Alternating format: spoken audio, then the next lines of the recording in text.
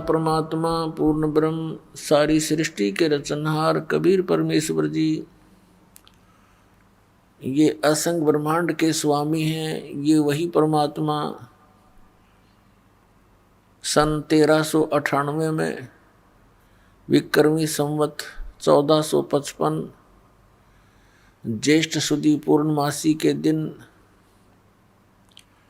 अपने सतलोक से, अमरलोक से, सचखंड से सहशरीर आए थे। काशी शहर के बाहर बने एक लहर तारा नामक तालाब के अंदर कमल के फूल के ऊपर एक नवजात शिशु का रूप धारण करके ये भगवान विराजमान हुए थे। वहां से नीरू नीमा नाम के पति पत्नी थे। वो निसंतान थे। परमात्मा को गॉड गिफ्ट जान के अपने साथ उठा ले गए। जुलाहे के घर परमात्मा बड़े हुए। लीला में शरीर से जब 5 वर्ष के हो गए, बड़े बड़े विद्वानों के छक्के छुड़ान लग गए, क्योंकि परमात्मा का यहाँ आने का उद्देश्य एक ही होता है कि जिस वस्तु को हम भूल गए हैं उसको याद दिलाने आते हैं। जिस साधना से हम विचलित हो चुके होते हैं वो यथार्थ साधना हमें बताने के लिए आते हैं। और उसी परमात्मा की महिमा ये चारों वेद कहते हैं, सुनाते हैं। इनमें वर्णित जो विवरण है वो कबीर परमेश्वर की महिमा का वर्णन है। जैसा कि आप जी को कल रात्रि के सत्संग में सुनाया और दिखाए थे पवित्र वेद कि ये परमात्मा क्या लीला करता है, वो वेदों में लिखा हुआ है कि वो परमेश्वर ऊपर तीसरे मुक्ति धाम में रहता है, सतलोक में, सचखंड में, और उससे ऊपर के लोकों में ये स्वयं विराजमान है। वहाँ से गति करके प्रस्थान करके आता है, सहशरीर आता है।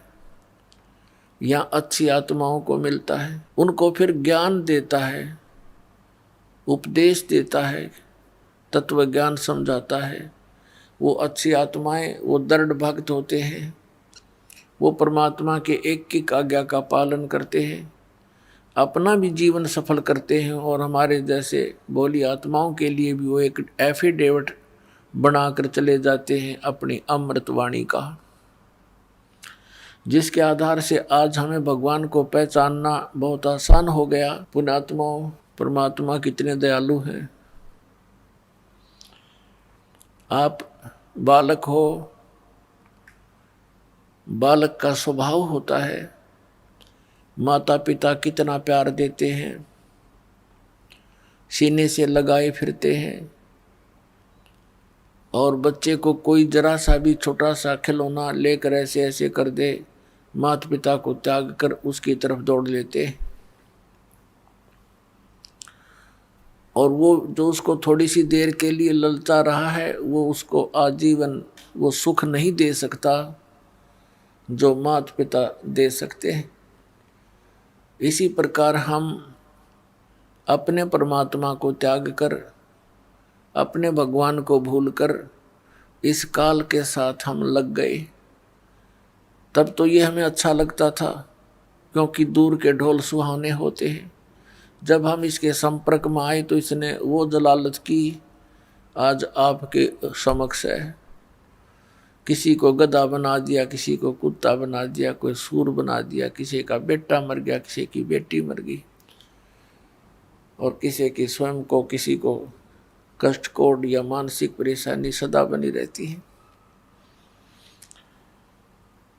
अब भी यही स्थिति है, क्योंकि परमात्मा जब आए 600 वर्ष पूर्व हमें याद दिलाने आए, क्योंकि इस काल भगवान ने हमारे को बेसुध कर रखा है। हमारी वो बुद्धि छीन ली, समाप्त कर दी, दबा दी इसने कि परमात्मा कोई और है। वो ज्ञान नाश कर दिया जिसमें पूर्ण परमात्मा की विशेष जानकारी थी, जिसको सूक्ष्म वेद बोलते। और जिस कारण से हम यही भटकते रहते हैं, वो परमात्मा दयालु हमें फिर से याद दिलाने के लिए आते हैं। पुण्यात्माओं, इतना अज्ञान ग्रहण कर लिया हमने, जहाँ भी हम जाते हैं एक जैसी दंत कथा सुनाने वाले ये संत मंडलेश्वर मिलते हैं, ये महंत मिलते हैं जिनको कख का पता नहीं अध्यात्म मार्ग का, और हम इनको परम संत मान के, महाविद्वान मान करके हम इनकी प्रत्येक बात को बगैर किसी ऑब्जेक्शन के हमने स्वीकार किया। अब पुण्यात्माओं, अब तक तो हम अक्षर ज्ञानहीन थे, हमारे पूर्वज शिक्षित नहीं थे, और जिस कारण से हम यही भटक रहे हैं। परमात्मा ने ये शिक्षा इसलिए प्रदान की है कि आप भगवान को पहचान सकें, और सदग्रंथों में जो लिखी परमात्मा की महिमा है उसको जानकर दृढ़ निश्चय कर सके कि सचमुच हम जो कर रहे हैं ये सही है, और भगवान कबीर है, परमेश्वर कबीर जी ही अल्लाह हैं, गॉड हैं, रब हैं। वो वास्तव में यही परमात्मा है, सर्व सृष्टि रचनहार, और यही मोक्ष देते हैं, यही हमारे पाप कर्मों का नाश करके इस जीवन में भी हमें सुख प्रदान कर सकते हैं। अन्य कोई परमात्मा, कोई इष्ट, कोई देव हमारे जीवन में आने वाले संकटों का वो निवारण नहीं कर सकते। जब तक हम सत्संग में नहीं आते हम गोबर के भूंड हैं। आपने देखा होगा काले काले भूंड होते हैं, मोटे मोटे, इसे मोटे मोटे। खेतों में पशु गोबर कर देते थे, और वो क्या करते हैं, दोनों पति पत्नी, वो भूंड और बूंडनी, वो क्या करते हैं, गोबर लेते हैं, उसके ऊपर रेत लपेटते हैं, कहीं कोई देख ना ले इसना और छीन ले जाता रहता है, और फिर उनको धका धका कर उसने अपने बिल में ठोक लेते हैं, सुरक्षित संग्रह करते हैं, कदे कहीं फिर मिल रहा है कोई ना यो गोबर है। और जब उसको लेकर चलते हैं उस गोली के ऊपर के कदे ऊपर पड़े कदे तले पड़े, और उसको ढोते ढोते मनमाने किसी पशु के पैर के नीचे आकर उनका दोनों का कचूमर निकल जाता है। सारा जीवन खो दिया गोबर इकट्ठा करने में, 1 मिनट में मर गया, गोबर खा भी ना सके वे। तो ऐसे ही परमात्मा ने कहा ये माया पुजारी जीव हैं, ये कलयुग के लोग, और इनको ये भोग भी नहीं सके, इनको यही भी होग। और एक भूंड यानी भौरा, वो भी भूंड होता है, वो जाता था बाग में,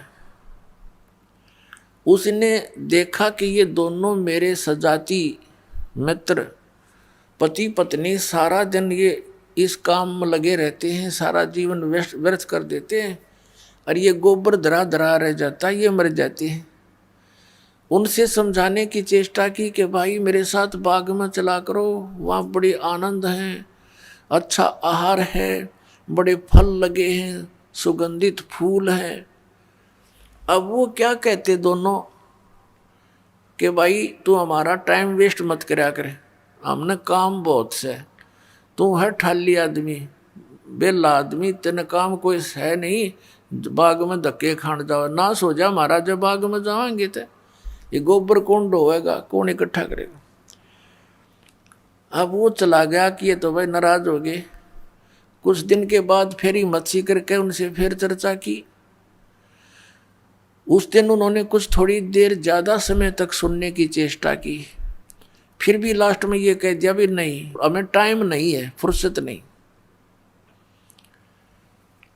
अपना आत्माओं, एक भगत सत्संग में आया करता, सत्संग ले रखा था, और उसका मित्र था खास, उसने वो सत्संग ग्रहण नहीं किया, भगवान की भक्ति नहीं करता था।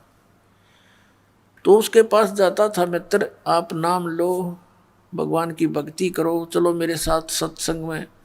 तो वो भी ये कहता था कि भाई मेरे पास टाइम नहीं, छोटे छोटे बच्चे हैं, तेरा तो दिमाग खराब हो गया, तूने तो अपना नाश करना है, तीसरे दिन भाग जा सत्संग में। कोई बात हुई?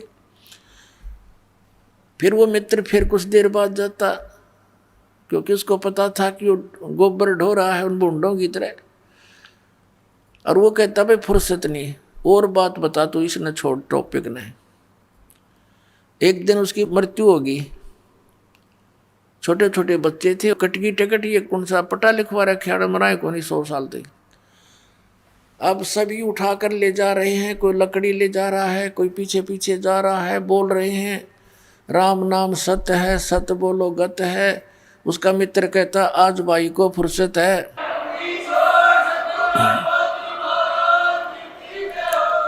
वो कहते हैं राम नाम सत्य है, सत्य बोले गत है। और वो कहता है आज इसको फुर्सत है।